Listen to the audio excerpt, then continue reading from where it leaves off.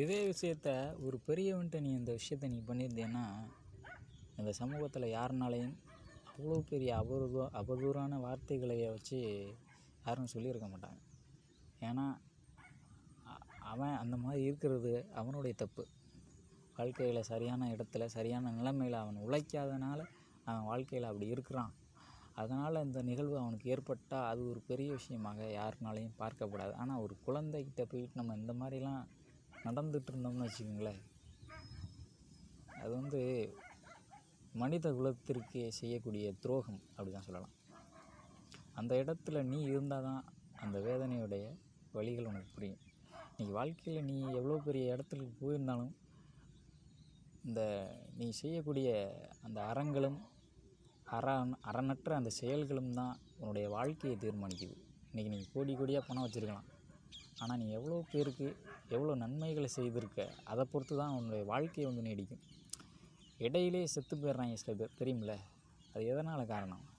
அவன்கிட்ட கோடியாக பணம் இருந்தாலும் பரவாயில்ல, அவன் செய்த நன்மைகள் பலவற்றை வைத்து அவன் நீண்ட நாட்கள் வாழ்வதும் உண்டு. அவன் செய்த கர்மவினை, அதாவது அவன் செய்த செயல்களை வைத்து கடவுள் அவனுக்கு தண்டனையை கொடுக்குறார். எவ்வளோ பெரிய பணக்காரனாக இருந்தாலும் சரி, ஆனால் அவனுடைய செயல்களை வைத்து அவன் செய்யக்கூடிய அறங்களை வைத்து தான் அவனுடைய வாழ்க்கை நீடிக்கும். அப்போ வாழ்க்கையில் இந்த மாதிரி ஒரு விஷயத்துலையும் நம்ம சரியான ஒரு கொடுக்கலை, இந்த மாதிரி இவங்களையும் நம்ம கேவலப்படுத்துகிறோம். இந்த இடத்துல ஒரு பெரிய மனுஷனை நீ கேவலப்படுத்தியிருந்தா அந்த இடத்துல அது பெரிய விஷயமா தெரிஞ்சிருக்காது. ஆனால் இதே ஒரு குழந்தை அந்த இடத்துல இருக்கும் பொழுது அந்த விஷயத்தை நீ அந்த குழந்தைகிட்ட நீ பண்ணும்போது என்னால் இன்னும் சொல்ல முடியல. கண் கலங்கி பார்த்த ஒரு வீடியோக்களாக தான் எல்லாருக்குமே இது தெரியும். இது நான் கண்டிப்பாக சொல்கிறேன், இது பெற்றவர்கள் தப்பு தான். அவனுக்கு என்ன நேர்ந்ததோ அந்த பிரச்சனைகளில் வாழ்க்கையில் நம்ம வாழ்க்கையில் ஒரு தடுமாற்றம் ஏற்படும்போது அந்த ஒரு வாழ்க்கையை நம்ம வெறுப்பாக பார்க்குறோம். ஆனால் அதை விட கொடுமையானது என்ன தெரியுமா? இந்த மாதிரி செயல்களில் நம்ம மக்களிடையே நம்ம வாழ்ந்துக்கிட்டு இருக்கோம். இந்த மாதிரி செயல்களை மக்களிடையே நம்ம பண்ணிக்கிட்டு இருக்காங்க. நம்மளுக்கு வாழ்க்கையில் கொடுமையான ஒரு விஷயங்கள் நடந்துக்கிட்டு இருக்குது. ஆனால் அது யாராலையும் தீர்வு கொண்டு வர முடியல. வாழ்க்கையில் நம்ம எவ்வளோ விஷயங்களை பண்ணியிருந்தாலும் இதை அறமற்ற செயல்களை நீ வாழ்க்கையில் நீ பண்ணியிருந்தீன்னா நீ செய்த ஒட்டுமொத்த நல்ல ஒரு காரியங்களும் சிதைந்து போகும். வாழ்க்கையில் நீ எவ்வளோ பெரிய நல்ல விஷயங்களை பண்ணியிருந்தாலும் சிறு பிள்ளைகள் இடத்தில் செய்யக்கூடிய அந்த துரோகமானது, அந்த ஒரு இழிவான செயல்களானது உன்னுடைய அறங்கள் அத்தனையும் வாழ்க்கையில் அழித்து போய் வாழ்க்கையில் செய்யக்கூடிய செயல்கள் அனைத்தும் நல்லதாக முடியாது. நீண்ட காலம் வாழ்வதற்கு கடவுள் ஆசீர்வாதம் உனக்கு கிடையாது. நீ இதை செய்த கர்ம வினைகள் அதை வச்சு தான் உன்னோட வாழ்க்கை நீடிக்கும். நீ எவ்வளோ பெரிய பணக்காரன் ஆனார், ஆனால் ஒரு ஏழைக்கு ஏற்படக்கூடிய உதவிகள் உன்னை நாடி வரும்பொழுது அவன் செய்யக்கூடிய உதவிகளை இல்லை நீனா ஒருத்தனை போய் தேடி போய் ஒரு உதவிகளை செய்கிறியோ அதை வச்சு தான் உன்னுடைய வாழ்க்கையை தீர்மானிக்குது. ஒரு சித்தர் என்ன சொல்லியிருப்பார் அப்படின்னு பார்த்தீங்கன்னா, நீ ஆஸ்பத்திரியில் சீரியஸாக நடக்கும்போது உன்னுடைய வாழ்க்கையை இனி நீடிக்க முடியாது, வாழ்க்கையை தொடர முடியாது அப்படின்ட்டு டாக்டர் கையை விரிச்சிட்டான். நீ இதுக்கு மேலே வாழ முடியாது அப்படின்னு சொல்லும்போது உன் சொந்தக்காரன்லாம் உன்னை காப்பாற்ற மாட்டான். காப்பாற்றக்கூடிய டாக்டரே கையை விரிச்சிட்டான்னா உன்னை எது நீண்ட நாள் வாழ்வதற்கு ஆசீர்வதிக்கிறது அப்படின்னு சொல்லும்போது நீ வாழ்ந்த நாட்களில் செய்த நன்மைகளை வைத்து உனக்கு அந்த கடவுள் ஆசிகளை பெற்று வைத்திருப்பார்.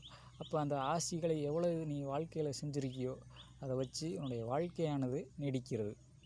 கடவுளை கூட காப்பாற்ற முடியலை, கடவுளால் கூட நம்மளால் ஒரு விஷயத்தை பண்ண முடியும் அப்படின்னா, டாக்டர்னால் கூட நம்மளுக்கு இந்த ஒரு விஷயத்தை காப்பாற்ற முடியலை அப்படின்னா உன்னுடைய வாழ்க்கை நீடிப்பதற்கு நீ செய்த அறச்செயல்களே காரணமாக இருக்குது. அப்போ பாருங்க, ஒரு சித்தருடைய ஒரு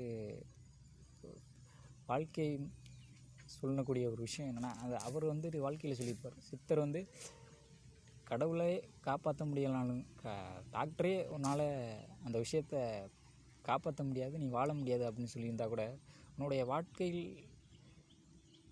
நீ செய்த கர்ம வினைகளை வைத்து ஒரு நல்ல ஒரு அறங்களை வைத்து உன்னுடைய வாழ்க்கையானது நீடிக்கும், இது தெய்வ பலன் என்று கருதுவார்கள் அப்படின்ட்டு.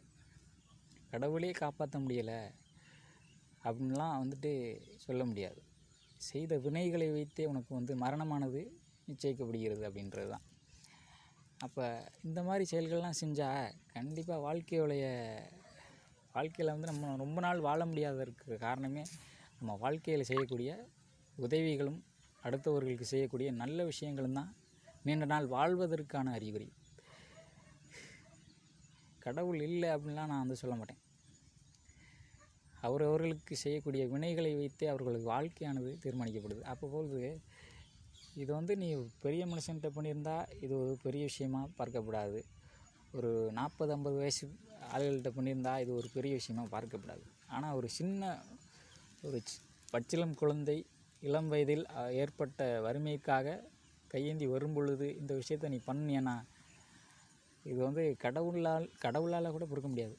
அப்படி இருக்கும் பொழுது இதெல்லாம் நம்ம என்ன சொல்கிறது, வாழ்க்கையில் இதுதான் மனித வாழ்க்கையை குறைவதற்கான காரணமே அவன் செய்த கர்ம பலன்கள், அவன் செய்த புண்ணியங்களை வைத்தே அவன் வாழ்க்கை நீடிக்கிறது அப்படின்றது தான் இங்கே வாழ்க்கையோடைய நீதி. அப்படி பார்க்கும் பொழுது திடீர்னு ஒருத்தன் செத்து போயிட்டான் அப்படின்னா வாழ்க்கையில் அப்போ ஏதோ ஒரு விஷயத்தில் அவன் ஏதோ ஒரு நல்லதை பண்ணலை அப்படின்றது தான் அர்த்தம். வாழ்க்கையில் ஒருத்தன் நல்லபடியாக வாழ்ந்துட்டு இருக்கானா அப்போ வாழ்க்கையில் ஏதோ ஒரு ஹெல்ப்பிங்கை பண்ணிக்கிட்டு இருக்கான், ஒரு நல்ல விஷயத்த கடைசி வரைக்கும் பண்ணிக்கிட்டு இருக்கான். அதனால தான் அவன் வாழ்க்கை நீடிக்குது அப்படின்றது தான் இங்கே உண்மையான ஒரு விஷயம். அப்படி பார்க்கும் பொழுது மனித பிறவி அழிவதற்கான காரணமே மற்றவர்களுக்கு செய்யக்கூடிய உதவிகள் இல்லாததுனால தான் நிறைய பேர் அழிஞ்சிக்கிட்டு இருக்கான். அதுக்கான காரணமே இந்த மாதிரி உதவிகள் கேட்டு வரும்பொழுது, கையேந்தி வரும்பொழுது அவர்களுக்கு செய்யக்கூடிய உதவிகளை நம்ம மறுக்கிறது, ஆணவம் கொண்டு பேசுவது, இதுதான் வாழ்க்கையுடைய ஒரு காரணமாக இருக்குது. அப்போ இதுதான் நம்ம மனித பிறவி அழிந்து கொண்டு வருகிறது. இதற்கான முக்கிய காரணமே அந்த காலத்தில் நிறையா பேர் வாழ்ந்திருப்பான் அப்படின்னா ஏழ்மையாக இருந்தாலும் அவன்கிட்ட நல்ல மனசு இருந்துச்சு. ஆனால் இன்றைக்கி யார்கிட்ட பணம் பதவி வந்ததுக்கப்புறம் மனசுன்றதெல்லாம் ஒரு விஷயமாகவே இல்லை. அப்படி பார்க்கும் பொழுது கடவுள் ஆயுளை குறைச்சிட்டு போயிடுறாரு. அவனுக்கிட்ட மனசே இல்லை.